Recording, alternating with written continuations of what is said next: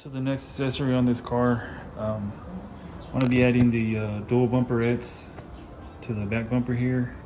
Right now these are just mocked up. As you can see, I got some tape back there. Let me see if you can see.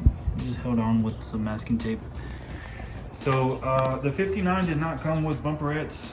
These are 1960 Impala bumperettes. So it takes a little bit of work to get them to sit right, to sit flush, and to look proper.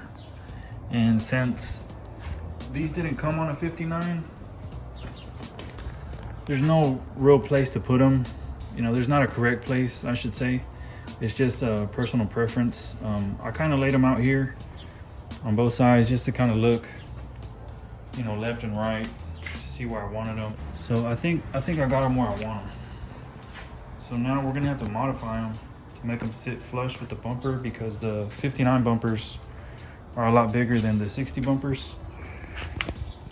It basically doesn't have this lip right here, this step lip on the 60. The 60 is just flush all the way through, and it sits nice with the bumperette.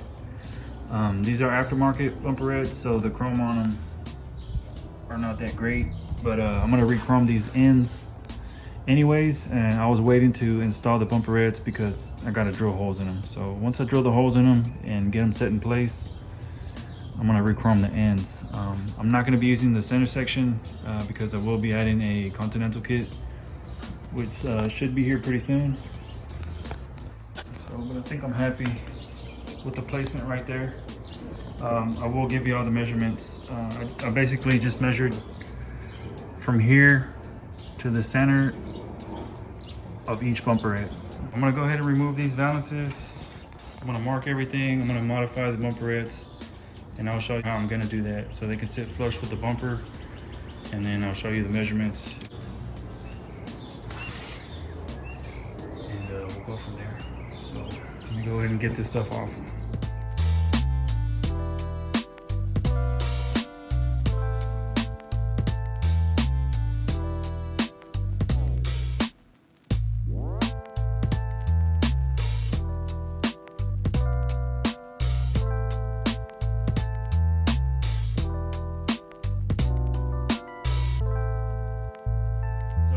After taking the valances out, I don't think I have to take the whole bumper to put the bolts in from the bottom for the bumperettes.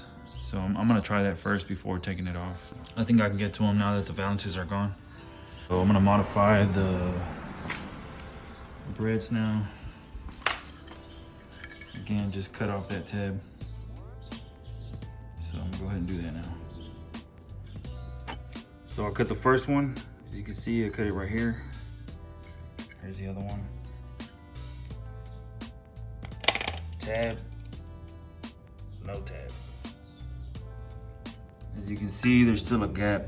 These are not perfectly contoured to the bumper, so we're gonna make them contoured. So here's a gap right there, and the other side is probably worse. Yes, it is. So that gap has to go.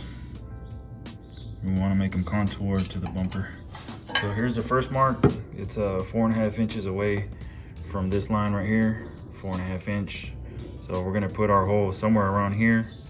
But first, we're gonna make this thing match the bumper. So to achieve that, we're gonna have to shave down these two areas on the back on both sides. I'm gonna shave a little bit at a time and just see what we got until it's completely flush. You're gonna have to do that to each one. So again, cut off the tab and then make it flush. Okay, I got it trimmed up to where there's no gaps. So now I gotta mark for the hole. So that's basically the center line. That line is the center of the hole right here. Did the same thing on both sides.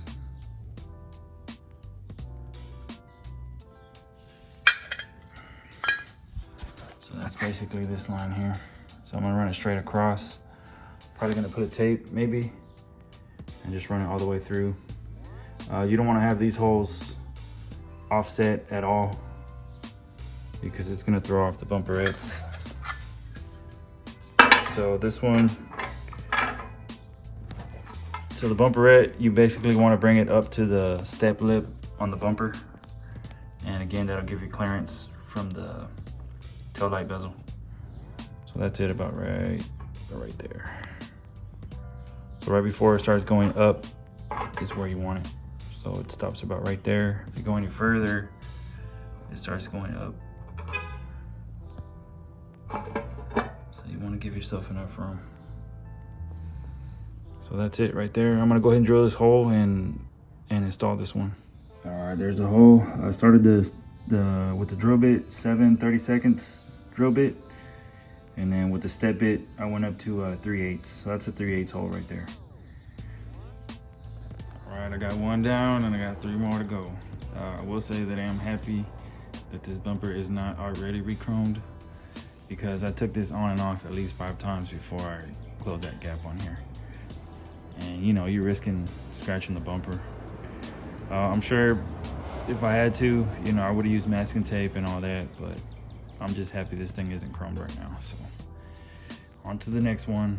Same thing again. I was just trimming very slightly, basically marking it with a marker where it needed trim, where it was touching, and just trimming off what I marked with a marker with a flap disc or a tiger disc until I got it pretty well closed. So now it's on to the next one. That one worked out nice. Just a lot of on and off. So I'm gonna mark this one and move right along. So the second measurement is, again, we're measuring from right here over. So the first one was a 4.5 inch to the center of this right here, and this second one over is 10 5/8, so almost 10 1/2. So we got 4.5 and 10 5/8. There it is. All right, I'm working on the passenger side here. I got my marks, and all I'm doing is basically just cutting or grinding down as I'm going. So I got this side really close. I got everything marked out. Losing focus here. So wherever there's a gap, you know, I mark it, you know, mark on both sides, and then just trim little by little. And I'm using the flap disc or a tiger disc on the angle grinder, and just grinding here on the bottom till I get the shape and get rid of all the gap all the way around. So this one's pretty good right there. I got the gap out. There's no gap anywhere around. Got my fitment really good. So now I'm gonna go ahead and drill the hole out. I already have my second mark ready to drill. And from here, again, this is 10 5/8, and to the center of this one is 4.5. So I'm gonna go ahead and drill that out and get this one fitted. So there you have it, all finished up. That's how you put 1960 Impala bumperettes on a 59 bumper.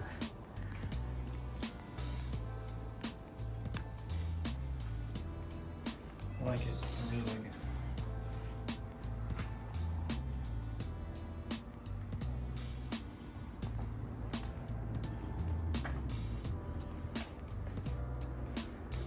I don't know if I'm working on any accessories next, but I definitely got to work on these balances. I'm gonna strip these down bare metal, get them in epoxy, and then do a little bit of body work on them. And respray them. I'm gonna do that to the front balances. They pretty much look like these. And I'm gonna get the correct paint. I'm gonna take the car to the paint shop so they can match it. And when I respray my balances, I'm gonna respray these skirts. You see how dark they are. Those skirts are just temporary for now. I'll be running the cruiser skirts once I paint the actual car. So I'm just sprucing it up, making it look pretty, making all the holes I need to make now before I restore this thing. So I still got a few things that I need to install. I need to install the rocker moldings, the autotronic eye, hopefully get some spotlights pretty soon. I can show you how to install those as well. But that's a wrap for this video, guys, and appreciate y'all watching. If you like what you see, consider subscribing, give it a like, and we'll catch you on the next one.